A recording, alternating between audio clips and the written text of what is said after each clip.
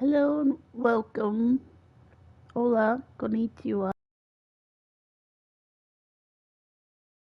We playing Fortnite Zero builds.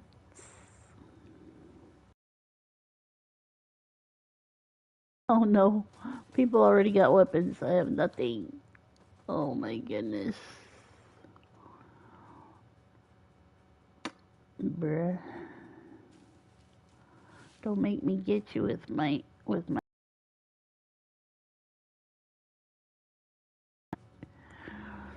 Oh wow, there's people here too. Anyways, I've got my Japanese color themed colors on today on my skin. Oh, oh, oh. I need to find a gun. Come on. This has been a problem for me ever since they put the Simpsons in here, finding weapons. It's like, where are they putting them all? Really hard to find sometimes.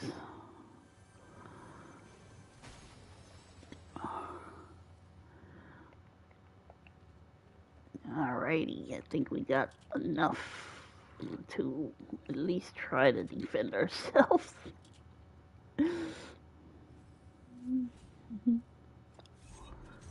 Now bullets. Bullets. And shield. Okay, here we go.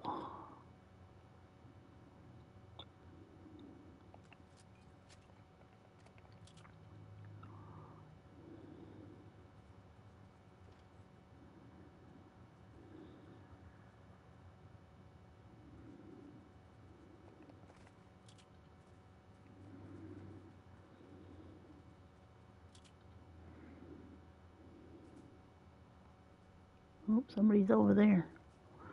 So we don't want to go over there then.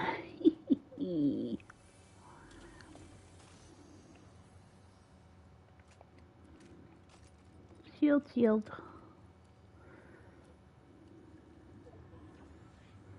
Today I was going to talk a little bit about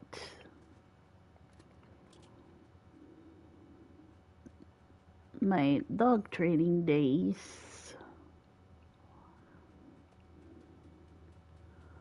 Um, but of course, if you've listened to my previous videos, I was involved in two different types, three actually, but two main types of dog training. Obedience, where you teach your dog, heel, sit, stay, down, come, things like that. And then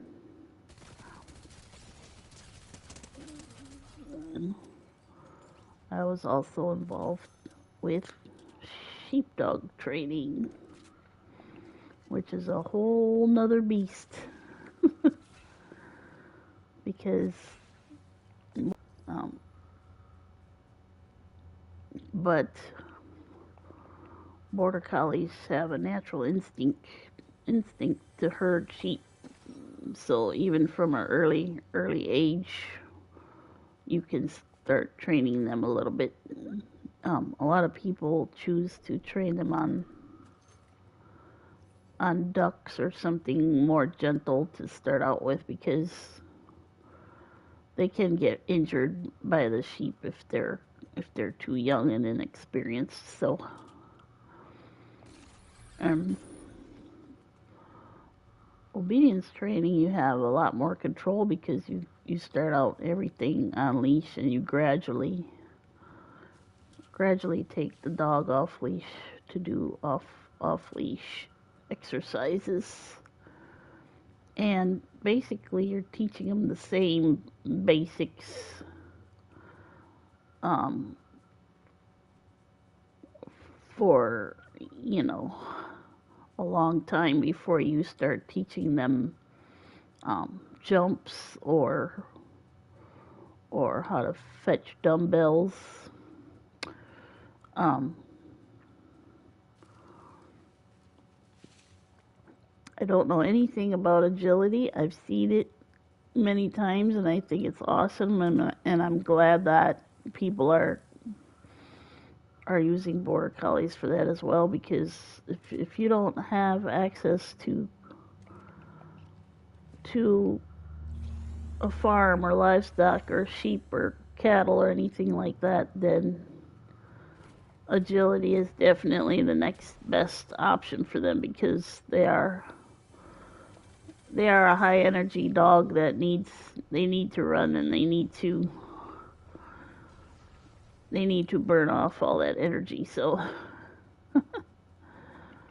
not all border collies are suited for sheepdog herding. There's some that just can't do it, and they can make a nice house pet, but it's kind of rare. Uh, Most of the time, you're gonna want to have something for them to do, because they will go crazy on your furniture or whatever you have. They'll even try to herd children, and sometimes if they get a little nippy, they can injure somebody with that strong need to herd livestock. So um, it's not for everybody, but everybody loves to watch border collies herd sheep. Um, because it's something they're just the best at. I've seen other herding breeds or working dogs herd sheep before. They all have their own way of doing it. Um, but border collies, in my opinion, are top notch, and it's because they have a natural ability to have balance, and they know right where to go to move the sheep but not injure them, and they can stare down the sheep and force them to go the direction they want simply by staring at them many times. Many times a border collie doesn't even need to bite or grip a sheep to make them move. The stare that they have is all that's needed. So and they just love to work. They love to work.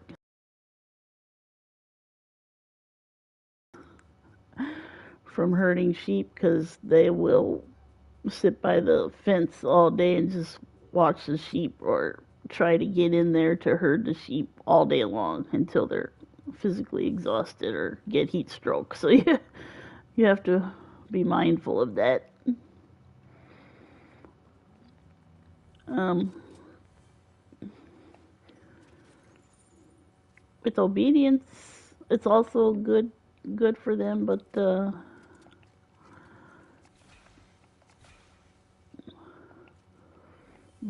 something that they can just flat out run with nothing impeding them is really where they excel at. So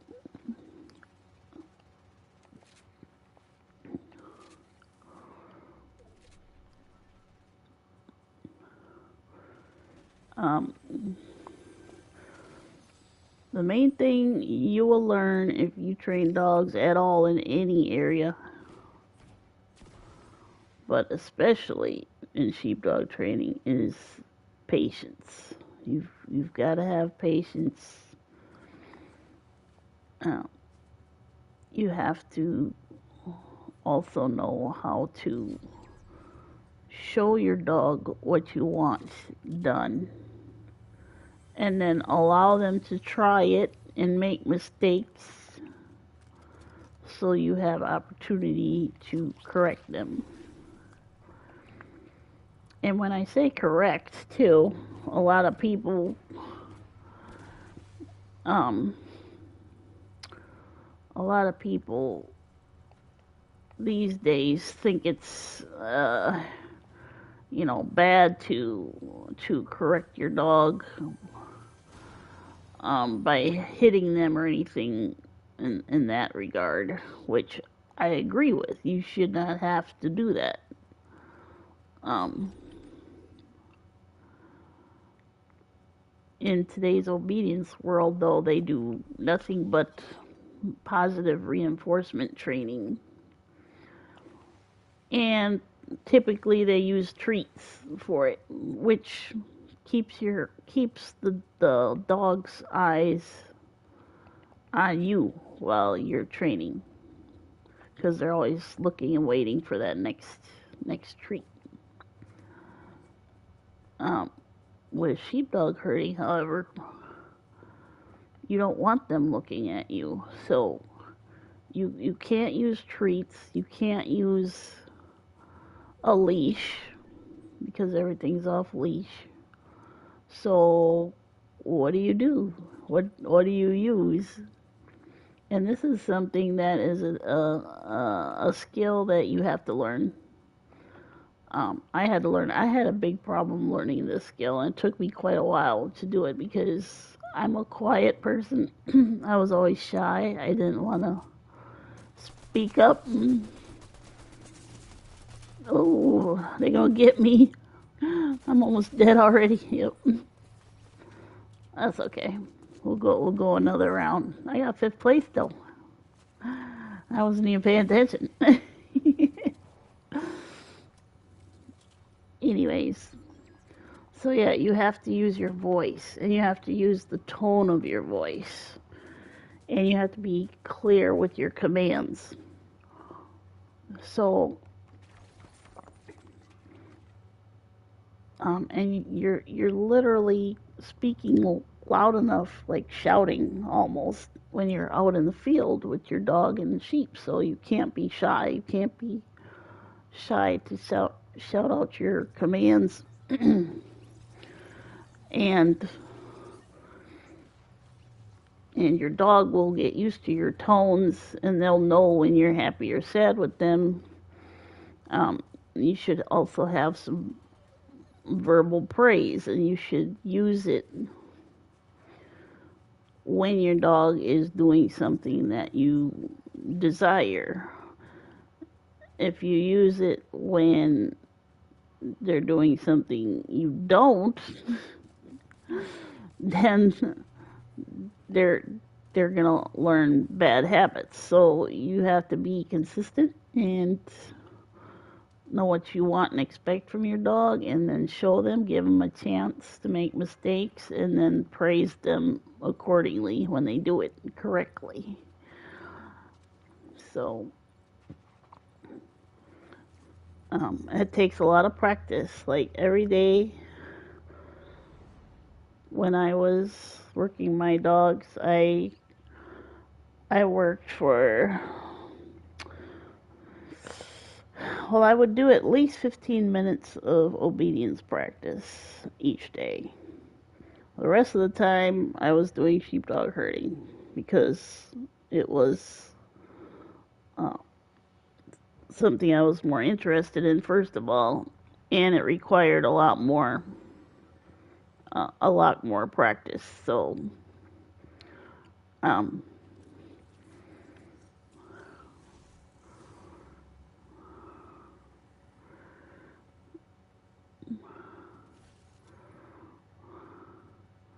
and so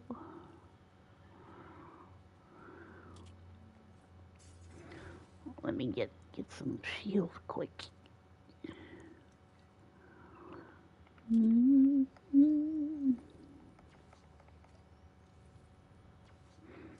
Here we go.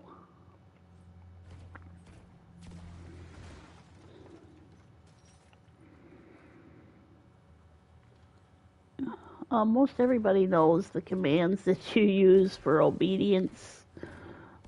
You know, it's usually the dog's name, because you want to get their attention first, and then heel, dog's name sit, dog's name come,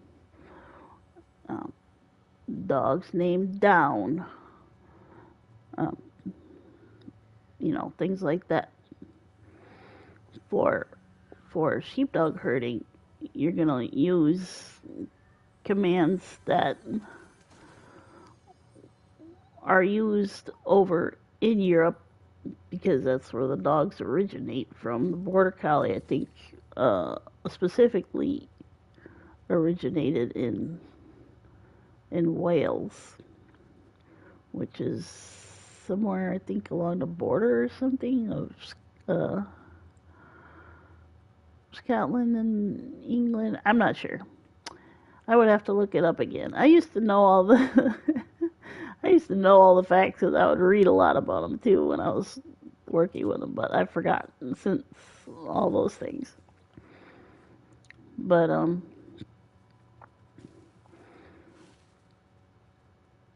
so the commands for sheepdog herding are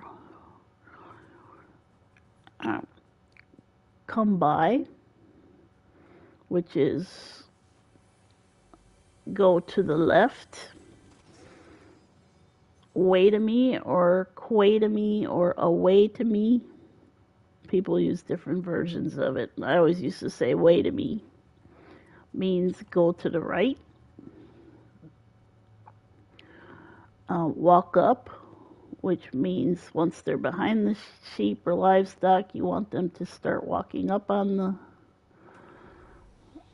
the livestock, and you want them to go at a semi. Um, if they start walking up too fast, then you would say steady, and then if they get too close to the sheep and you want them to stop, you say lie down. And if you want them to start walking a little faster towards the sheep, then you say get up and here. And then if the dog is doing something that's not desirable, either close up or on the field, you have to just use like a I know it sounds funny, but you have to use just a sound like that. It's not really a verbal word or anything. And then as you're practicing and progressing, then you can start introducing the shepherd's whistle. I still have my shepherd's whistle as a souvenir from my past days of dog training. And it can be heard by these dogs for a mile or two away, I think. That's another topic, because blowing a shepherd's whistle is also a skill. It's not your typical whistle at all, but it's very high pitch, very loud, and you can do like 2 short whistles for here when you're asking them to come up to the sheep a little quicker. You can make up your own whistles for each command that you use for your dog. So it was a lot of reading, a lot of going to clinics, a lot of practicing, but definitely worth it. It teaches you so much patience. It's just it carries into everything else you do in life.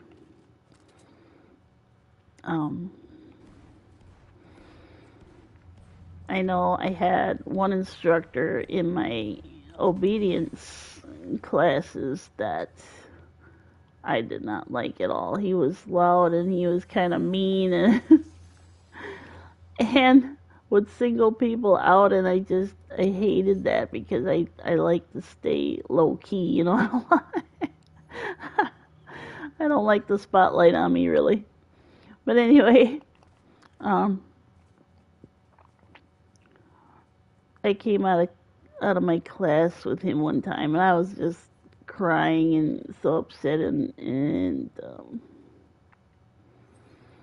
my dad said that I should just keep doing the class and just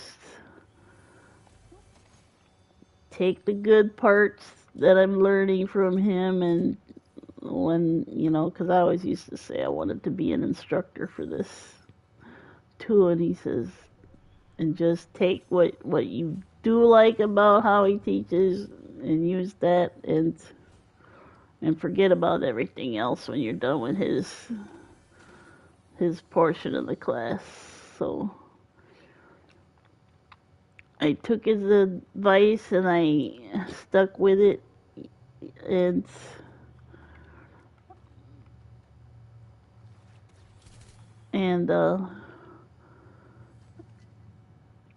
it really taught me not to be so scared of people, and to not worry about what they think or others think. I did a lot of reflection on that that particular part of the class because I was so distraught about it. But it's probably one of the best pieces of advice that my dad has ever given me. So thanks, Dad. um,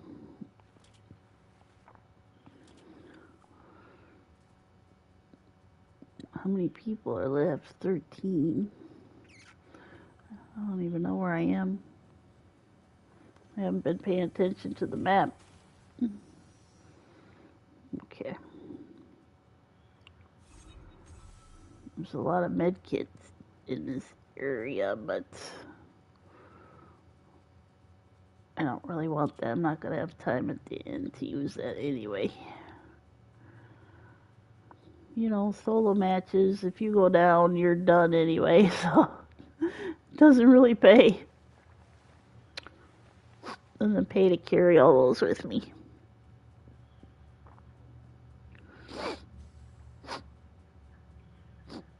Anyways, I need to get back in the circle here, kind of.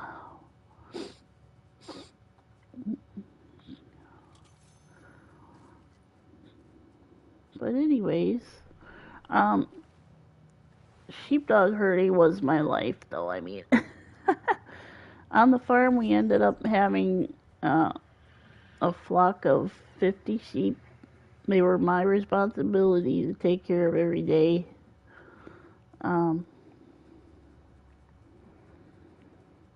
And then I had dogs. I had up to 5 dogs of my own at one point.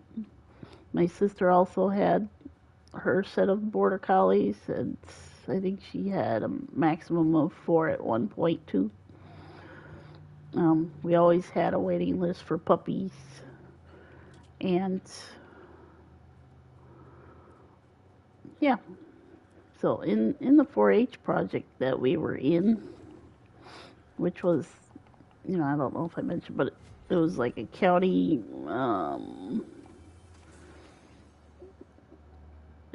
project where kids could join particular projects that they wanted to learn or be involved in, and then they could submit their works in the county fair.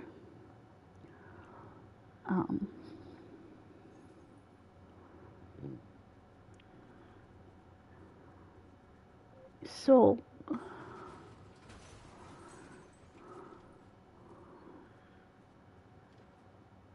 with that project, we had to do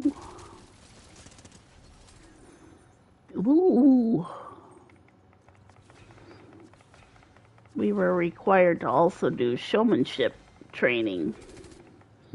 Now, showmanship training is similar to obedience, but you have to keep your dog standing the whole time. And the judge comes around and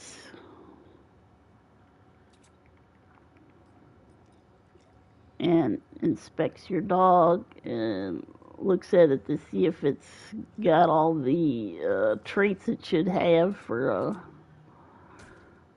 the breed that it is,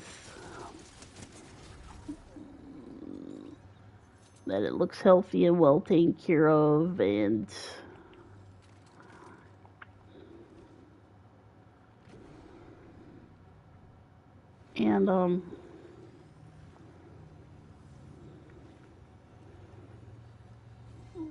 so we won a few shows with that area of competition as well, because we were basically, my sister and I were the only ones that had projects. So that makes it easy to win the showmanship, because it's either going to be her or me. We also had a special breed of sheep that no one had in the area, which was the Cheviot sheep. So when we competed with them too, it was either her or me that would win the show for that particular breed of sheep. Um, but we also had another couple breeds of sheep. One was a Suffolk and one was Hampshire. And one year for the market sheep, I took grand champion with that.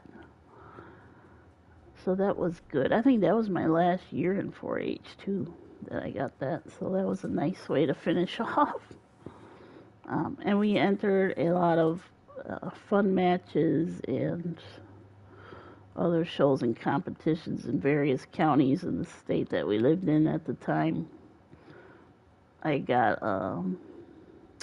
grand champion obedience, grand champion obedience dog one time. So I got a, oh shoot, I should have had this thing reloaded. I was the last guy too. Uh,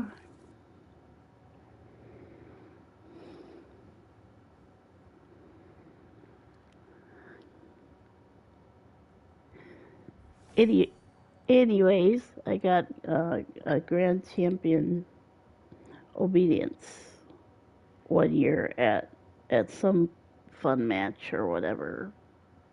And when you win that big too, and nobody's really finished throughout the day yet, you have to wait. You have to wait till everybody's finished, just in case somebody else also tops your score.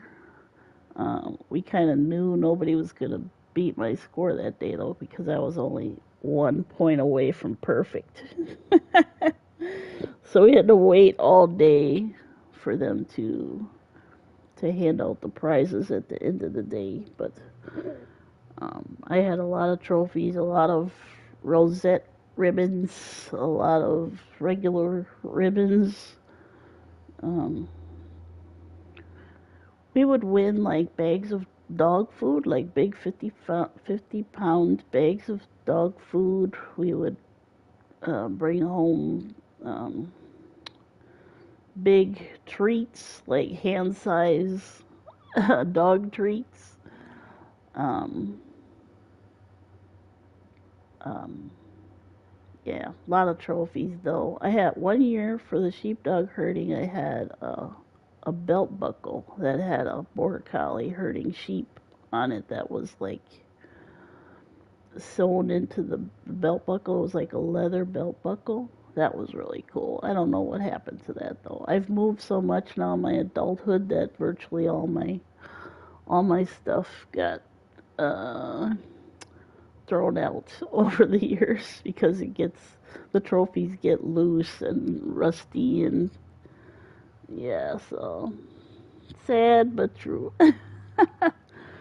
But really, the trophies and all the winnings and stuff didn't mean much in the end. What stuck with me was learning patience, control, self-control, how to use my voice, um, and confidence, you know.